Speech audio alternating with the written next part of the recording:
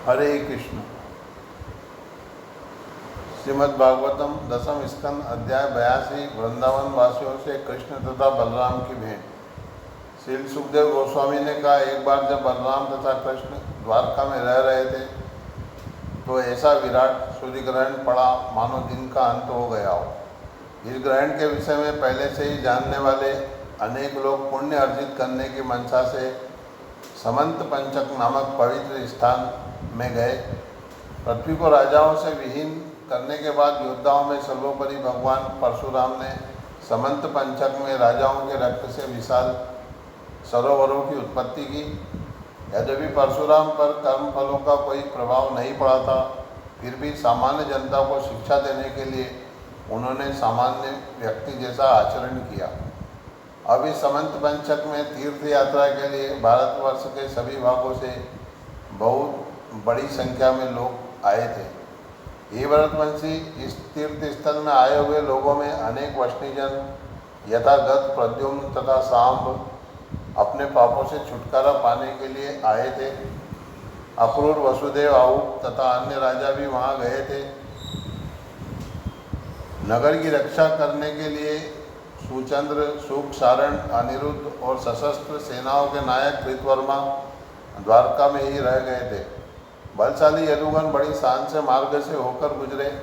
उनके साथ स्वर्ग के विमानों से ओढ़ लेने वाले रथों, घोड़ों एवं चिंगाड़ते हाथियों पर सवार सैनिक थे। साथ ही देवी विद्याधरों के समान तेजवान अनेक पैदल सिपाही भी थे। सोने के हारों तथा फूल की मालाओं से सज्जित एवं कवच धारण किए हुए यदुगण देवी वेशभूषा में आकाश में विचरण करने वाले देवताओं के समान शोभायमान लग रहे थे। उन यादवों ने समंत पंचक में स्नान किया और फिर अत्यंत श्रद्धा के साथ उपवास रखा। फिर उन्होंने ब्राह्मणों को वस्त्रों, फूल, मालाओं तथा सोने के हारों से सज्जित गौओं का दान किया।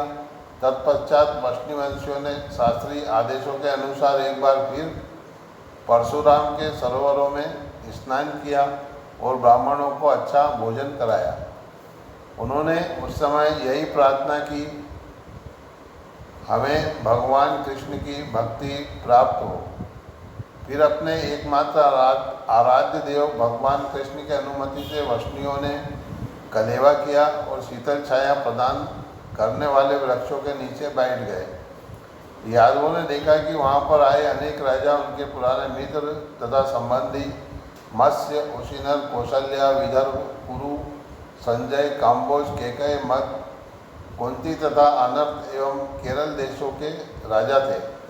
उन्होंने अन्य सैकड़ों राजाओं को भी देखा जो स्वपक्षी तथा विपक्षी दोनों ही थे। इसके अतिरिक्त ये राजा परीक्षित, उन्होंने अपने प्रिय मित्रों नंद महाराज, ग्वालों और गोपियों को देखा जो दीर्घ काल से चिंतित होने के कारण दुखी थे। एक दूसरे को देखकर अत्यधिक हर्ष से उनके हृदय तथा चेहरे कमल पुष्प के समान खिल उठे। पुरुषों ने एक दूसरे का उल्लासपूर्वक आलिंगन किया। नेत्रों से अश्रु गिराते हुए रोमांचित होकर तथा रुंधी वाणी से उन्होंने उत्कट आनंद का अनुभव किया। स्त्रियों ने प्रेममयी मैत्री की शुद्ध मुस्कानों से एक दूसरे को निहारा और जब उन्होंने आलिंगन किया तो उनके नेत्रों में स्नेह के आंसू भर आए। तब उन सब ने अपने वरिष्ठ जनों को नमस्कार किया और छोटे संबंधियों से आदर प्राप्त किया। एक दूसरे से यात्रा की सुख सुविधा एवं कुशल क्षेम पूछने के बाद वे कृष्ण के विषय में बातें करने लगी। महारानी कुंती अपने भाइयों, बहनों और उनके बच्चों से मिली। वे अपने माता पिता, भाइयों की पत्नियों, भाभियों तथा भगवान मुकुंद से भी मिली। उनसे बातें करती हुई वे अपना शोक भूल गई। महारानी कुंती ने कहा, मेरे सम्माननीय भाई, मैं अनुभव करती हूँ कि मेरी इच्छाएं विफल रही है, क्योंकि यद्यपि आप सभी अत्यंत साधु स्वभाव वाले हो, किंतु मेरी विपदाओं के दिनों में आपने मुझे बुला दिया। जिस पर विधाता अनुकूल नहीं रहता, उसके मित्र तथा परिवार वाले, यहाँ तक कि बच्चे, भाई तथा माता पिता भी अपने प्रियजन को भूल जाते हैं। श्री वसुदेव ने कहा, हे बहन, तुम हम पर नाराज न हो। हम सभी भगवान के हाथों के खिलौने हैं। निस्संदेह मनुष्य चाहे स्वयं कार्य करे या अन्यों द्वारा करने को बाध्य किया जाए, वह सदैव भगवान के नियंत्रण में रहता है। हे बहन, कंस द्वारा सताए हुए हम विभिन्न दिशाओं में भाग गए थे, किंतु विधाता की कृपा से अंततो गत्वा अब हम अपने घर लौट सके हैं। श्री सुखदेव गोस्वामी ने कहा, वसुदेव, उग्रसेन तथा अन्य यदियों ने विविध राजाओं का सम्मान किया। भगवान अच्युत को देखकर राजागण अत्यधिक आनंद विभोर और संतुष्ट हो गए। ये राजाओं में श्रेष्ठ परीक्षित, भीष्म, द्रोण, धृतराष्ट्र, गांधारी तथा उनके पुत्र पांडव तथा उनकी पत्नियां कुंती, संजय, विदुर, कृपाचार्य, कुंतीभोज, विराट, भीष्मक, नग्नजीत, पुरुजित, द्रुपद, शल्य, दृष्टिकेतु, काशीराज, दमघोष, विशालाक्ष, मैथिल, मद्र, केकय, युधामन्यु, सुशर्मा, बाहिल्क तथा उसके संगी और उन सबके पुत्र एवं महाराज युधिष्ठिर के अधीन अन्य अनेक राजा अपने समक्ष समस्त ऐश्वर्य तथा सौंदर्य के धाम अपनी पत्नियों के साथ खड़े भगवान श्री कृष्ण के दिव्य रूप को देखकर चकित हो गए। जब बलराम तथा कृष्ण उदारतापूर्वक उनका आदर कर चुके तो ये राजा अति प्रसन्नता एवं उत्साह के साथ श्री कृष्ण के निजी संगियों की प्रशंसा करने लगे, जो वष्णी कुल के सदस्य थे। राजाओं ने कहा, हे भोजराज, महाराज उग्रसेन, आप ही एकमात्र ऐसे हैं जिन्होंने मनुष्यों में सचमुच उच्च जन्म प्राप्त किया है, क्योंकि आप भगवान श्री कृष्ण को निरंतर देखते हैं, जो बड़े से बड़े योगियों को भी विरले ही दिखते हैं। वेदों द्वारा प्रसारित उनका यश, उनके चरणों को प्रक्षालित करने वाला जल और शास्त्रों के रूप में उनके द्वारा कहे गए शब्द, ये सभी इस ब्रह्मांड को पूरी तरह शुद्ध करने वाले हैं। यद्यपि काल के द्वारा पृथ्वी का सौभाग्य नष्ट भ्रष्ट हो चुका था, किंतु उनके चरण कमलों के स्पर्श से उसे पुनः जीवन दान मिला है। अतः पृथ्वी हमारी समस्त इच्छाओं की पूर्ति की वर्षा कर रही है। जो विष्णु स्वर्ग तथा मोक्ष के लक्ष्यों को भुलवा देते हैं, वे आपके साथ वैवाहिक और रक्त संबंध स्थापित कर चुके हैं। अन्यथा आप लोग गृहस्थ जीवन के नारकी पथ पर विचरण करते हैं। निस्संदेह ऐसे संबंध होने से आप लोग उन्हें देखते हैं, उनका स्पर्श करते हैं, उनके साथ चलते हैं, उनसे बातें करते हैं, उनके साथ लेटकर आराम करते हैं, उठते बैठते हैं और भोजन करते हैं।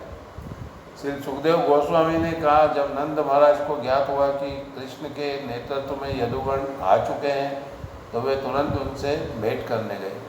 सारे ग्वाले अपनी अपनी बैलगाड़ियों में विविध वस्तुएं लाद कर उनके साथ हो लिए। नंद को देखकर सारे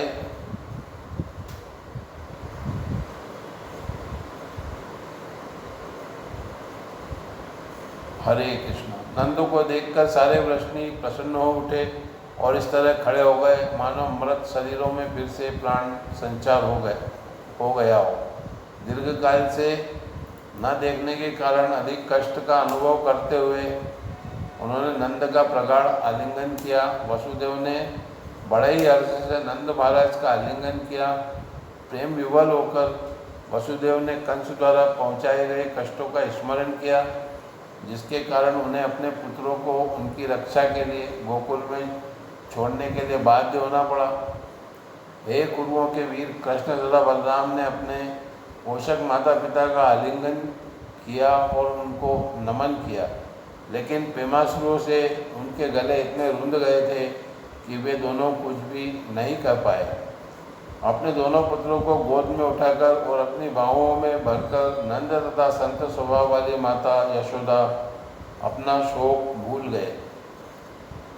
तत्पश्चात रोहिणी तथा देवकी दोनों ने व्रज की रानी का आलिंगन किया और उन्होंने उनके प्रति जो सच्ची मित्रता प्रदर्शित की थी उसका अश्रुपूरित स्मरण करते हुए रूंधे गले से इस प्रकार कहा, रोहिणी तथा देवकी ने कहा, हे व्रज की रानी, भला ऐसी कौन स्त्री होगी जो आप तथा नंद द्वारा हम लोगों के प्रति प्रदर्शित सतत मित्रता को भूल सके। इस संसार में आपका ऊऋण होने का कोई उपाय नहीं है, यहाँ तक कि इंद्र की संपदा से भी नहीं। इसके पूर्व के इन दोनों बालकों ने अपने असली माता पिता को देखा। आप दोनों ने उनके संरक्षक का कार्य किया और उन्हें सभी तरह से स्नेहपूर्ण देखभाल, प्रशिक्षण, पोषण तथा सुरक्षा प्रदान की। हे उत्तम नारी, वे कभी भी डरे नहीं, क्योंकि आप उनकी वैसे ही रक्षा करती रहीं जिस तरह पलकें आँखों की रक्षा करती हैं। निस्संदेह आप जैसी सरल स्वभाव वाली नारियाँ कभी भी अपनों और परायों में भेदभाव नहीं बरतती। श्री सुखदेव गोस्वामी ने कहा, अपने प्रिय कृष्ण पर टकटकी लगाए हुए तरुण गोपियाँ अपनी पलकों के सृजनकर्ता को कोसा करती थी, क्योंकि वे उनका दर्शन करने में कुछ पलों के लिए बाधक होती थी। अब दीर्घकालीन विछोह के बाद कृष्ण को पुनः देखकर उन्हें अपनी आँखों के द्वारा ले जाकर उन्होंने अपने हृदय में बिठा लिया और वहीं उनका आलिंगन किया। इस तरह वे उनके आनंदमय ध्यान में पूरी तरह निमग्न हो गई। यद्यपि योग विद्या का निरंतर अभ्यास करने वालों को ऐसी तल्लीनता प्राप्त कर पाना कठिन होता है। जब गोपियाँ भावमग्न खड़ी थी तो भगवान एकांत स्थान में उनके पास पहुँचे, हर एक का आलिंगन करने तथा उनकी कुशल क्षेम पूछने के बाद वे हंसने लगे और इस प्रकार बोले। भगवान कृष्ण ने कहा, हे सखियों, क्या अब भी तुम लोग मेरी याद करती हो? मैं अपने संबंधियों के लिए ही हमारे शत्रुओं का विनाश करने के लिए इतने लंबे समय तक दूर रहता रहा। शायद तुम सोचती हो कि मैं कृतज्ञ हूँ और इसलिए मुझे घृणा से देखती हो। अंततोगत्वा सारे जीवों को पास लाने वाला और फिर उन्हें विलग करने वाला तो भगवान ही है। जिस तरह वायु बादलों के समूह घास की पत्तियों, रुई के फाहों तथा धूल के कणों को पुनः बिखेर देने के लिए ही पास पास लाती है, उसी तरह सृष्टा अपने द्वारा सृजित जीवों के साथ व्यवहार करता है। कोई भी जीव मेरी भक्ति करके शाश्वत जीवन प्राप्त करने के लिए सुयोग्य बन जाता है, किंतु तुम सबों ने अपने सौभाग्य से मेरे प्रति ऐसी विशेष प्रेममय प्रवृत्ति विकसित कर ली है जिसके द्वारा तुम सब ने मुझे पा लिया है। निस्संदेह मैं ही सारे जीवों का आदि तथा अंत हूँ। मैं उनके भीतर तथा बाहर उसी तरह विद्यमान हूँ जिस तरह आकाश, जल, पृथ्वी, वायु तथा अग्नि समस्त भौतिक वस्तुओं के आदि एवं अंत हैं और उनके भीतर बाहर विद्यमान रहते हैं।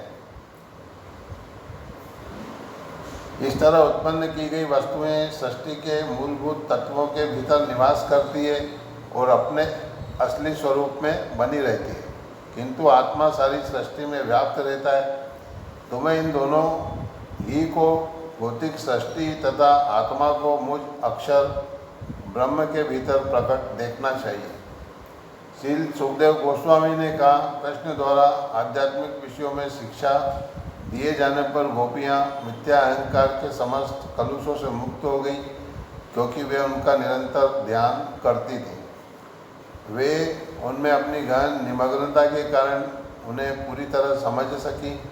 गोपियाँ इस प्रकार बोली, हे कमलनाभ प्रभु, आपके चरण कमल उन लोगों के लिए एकमात्र शरण है जो भौतिक संसार रूपी गहरे कुएं में गिर गए हैं। आपके चरणों की पूजा तथा ध्यान बड़े बड़े योगी तथा प्रकांड दार्शनिक करते हैं। यद्यपि हम सभी ग्रह कार्यों में व्यस्त रहने वाली सामान्य प्राणी मात्र हैं, तथापि हमारी यही इच्छा है कि आपके चरण कमल हमारे हृदयों के भीतर उदित हो।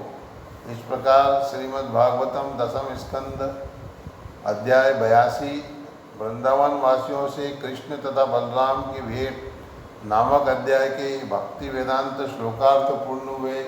हरे कृष्ण कृष्ण कृष्ण हरे हरे, हरे राम राम राम हरे हरे, हरे कृष्ण कृष्ण कृष्ण हरे हरे, हरे राम राम राम हरे हरे।